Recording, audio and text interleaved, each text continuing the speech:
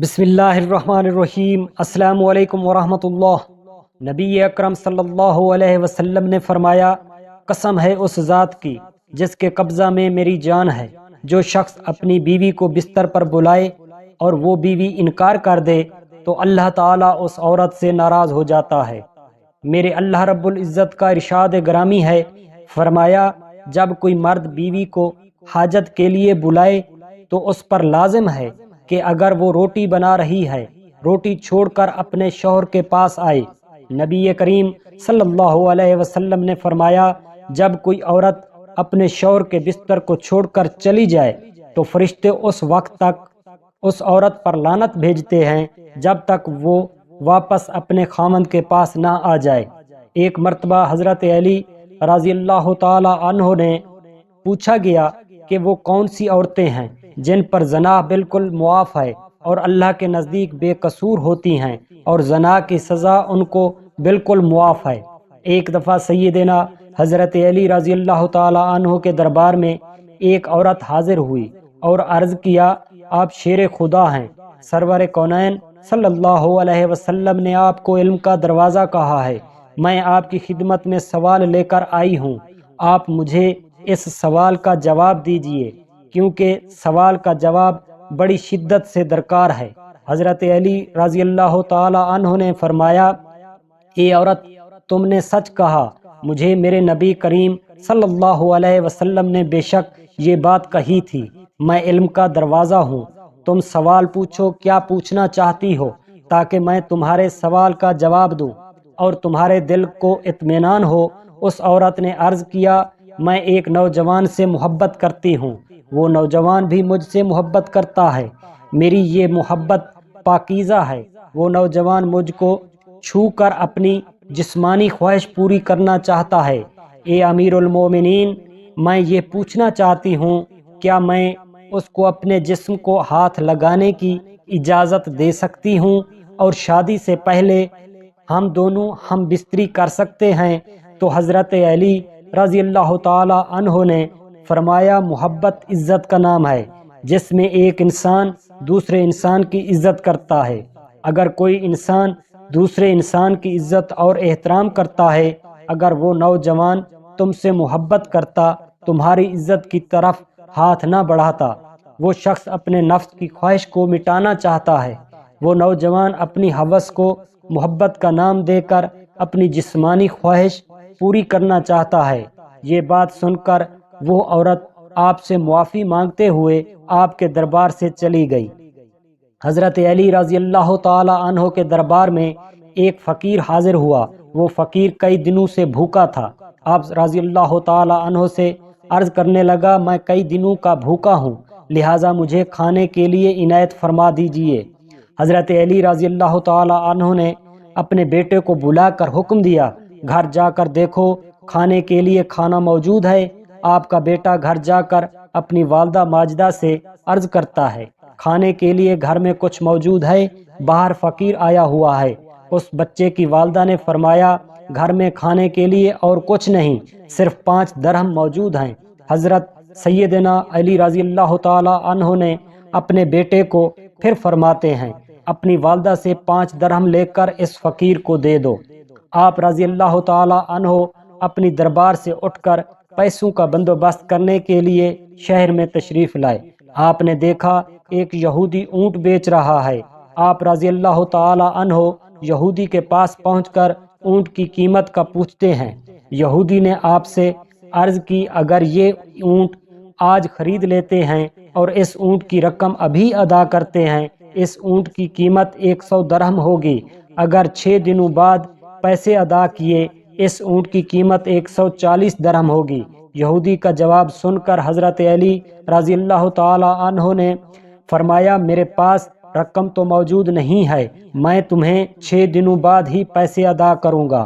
آپ رضی اللہ تعالی عنہ یہودی کا اونٹ خرید کر بازار کی طرف چل پڑے تاکہ اس اونٹ کو بیچ کر گھر کا ساز و سامان اور کھانے کے لیے کچھ خریدا جائے۔ شہر کے بیپاریوں اونٹ کو دیکھ کر جمع ہو جاتے ہیں اور اونٹ کی نیلامی کی کاروائی شروع کر دیتے ہیں اور بولی 200 درہم تک جا پہنچتی ہے۔ آپ نے وہ اونٹ व्यापारी को बेचकर 200 दरहम अपने पास रख लिए और यहूदी के घर पहुंच गए।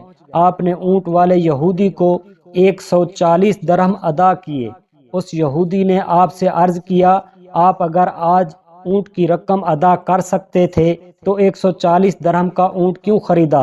आपने उस यहूदी से फरमाया, मुझे मालूम नहीं था इस ऊंट को मैं आज ही फरोख्त कर पाऊंगा, इसलिए तुम्हारी और मेरी बात 140 दरहम की थी। आपने उस यहूदी को 140 दरहम देकर घर तशरीफ लाए और बचे हुए 60 दरहम अपने हम सफ़र को दे दिए। आपकी बीवी ने 60 दरहम देखकर हैरान हो गई। आपसे दरियाफ्त किया, आपने ये रकम कहाँ से ली है?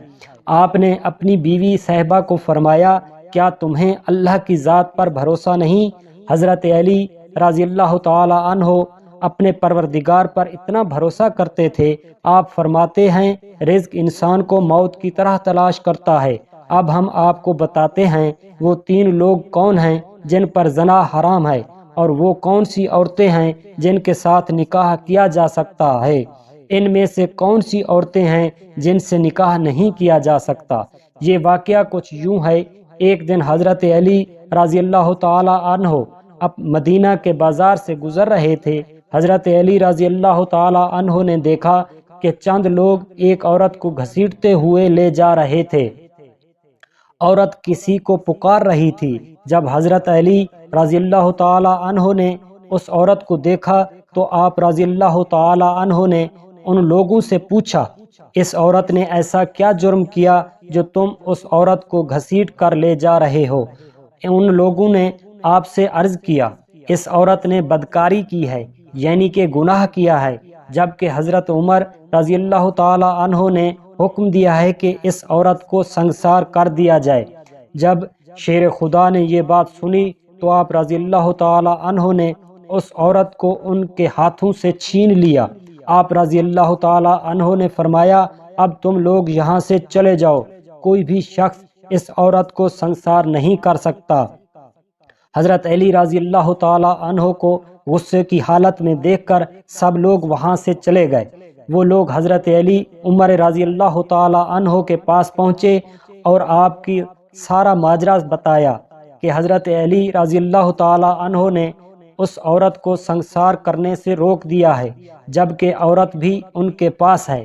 ये खबर सुनकर हज़रत उमर रज़ी अल्लाह ताला अन्हो गहरी सोच में पड़ गए। सोचने लगे, हज़रत अली रज़ी अल्लाह ताला अन्हो अगर ऐसा किया है तो यकीनन कोई ना कोई उसमें राज पुशीदा है। उन्होंने अगर ऐसा किया है या कोई बात है जो हज़रत अली रज़ी अल्लाह ताला अन्हो जानते हैं। हज़रत उमर रज़ी अल्लाह ताला अन्हो जानते थे नबी करीम सल्लल्लाहु अलैहि वसल्लम ने आपको इल्म का दरवाज़ा करार दिया है। उन्हें यकीन था कि इसकी कोई ना कोई वजह है। हज़रत उमर रज़ी अल्लाह ताला अन्हो ने अपने ग़ुलाम को भेजा कि हज़रत अली रज़ी अल्लाह ताला अन्हो को बुला कर लाए। ग़ुलाम हज़रत अली रज़ी अल्लाह ताला अन्हो को बुला कर ले आए। हज़रत अली रज़ी अल्लाह ताला अन्हो पहुँचे तो हज़रत उमर रज़ी अल्लाह ताला अन्हो ने पूछा, ए अली, ऐसी क्या वजह बनी कि आपने एक जानी औरत को संगसार होने से रोक दिया? आपने फरमाया, क्या आपको याद नहीं कि हुजूर करीम सल्लल्लाहु अलैहि वसल्लम ने फरमाया था कि 3 लोगों के ऊपर से कल्ब उठा लिया जाता है, फरिश्ते उनके आमाल नहीं लिखते। ये लोग हर गुनाह से आरी होते हैं। एक वो जो नींद में हो और सोया रहे, यहाँ तक कि वो बेदार ना हो जाए। अगर सोते हुए आदमी के साथ कोई फेल हो जाए तो उस आदमी पर कुछ गुनाह नहीं, क्योंकि वो आदमी दुनिया से बेखबर होता है। दूसरा वो नाबालग बच्चे, जहाँ तक कि वो बालग हो जाए, बल्कि नाबालग बच्चे पर किसी भी किस्म का कोई सज़ा या गुनाह नहीं होता। तीसरा वो जो दीवाना और दरवेश हो, जिसको दुनिया की कोई खबर ना हो। हज़रत उमर रज़ी अल्लाह ताला अन्हो ने फरमाया, ए मौला अली, मुझे याद आ गया, बेशक आपने बिल्कुल दुरुस्त फरमाया है। आपके इस जवाब में हज़रत अली रज़ी अल्लाह ताला अन्हो ने फरमाया, इस औरत को कभी भी पागलपन के दौरे पड़ते हैं, वो अपनी होश खो बैठती है। हो सकता है जिस आदमी ने उस औरत के साथ गुनाह किया है उसने उस औरत के दीवानेपन का फ़ायदा उठाया हो। ये बात सुनकर حضرت عمر رضی اللہ تعالی عنہ نے اس عورت کو رہا کرنے کا حکم دیا۔ علماء کرام کے مطابق اس عورت سے نکاح کرنا جائز نہیں جو زانی ہو۔ اللہ تعالیٰ نے حضرت علی رضی اللہ تعالی عنہ کو بے انتہا کی ذہانت سے نوازا تھا۔ ایک عورت کسی مرد سے ناجائز تعلقات میں تھی، اس عورت کی شادی دوسرے شخص سے ہو گئی۔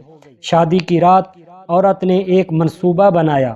سہاگ رات کو اس عورت نے اپنے کمرے میں اپنے عاشق کو کمرے میں داخل کر دیا۔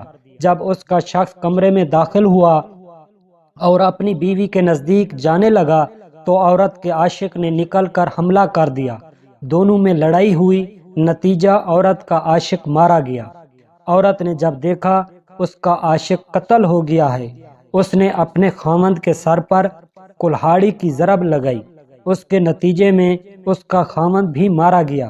دونوں کی لاشوں کو دیکھا، عورت خوف زدہ ہو گئی۔ فیصلہ حضرت علی رضی اللہ تعالی عنہ نے سنایا، عورت کے آشنا کا قصاص عورت سے لیا جائے اور اس عورت کے خاوند کے قتل کے جرم میں اس عورت کو قتل کر دیا جائے۔ ہم سب مسلمانوں کا اللہ رب العزت سے دعا ہے اللہ پاک ہمارا حامی و ناصر ہو، آمین ثم آمین۔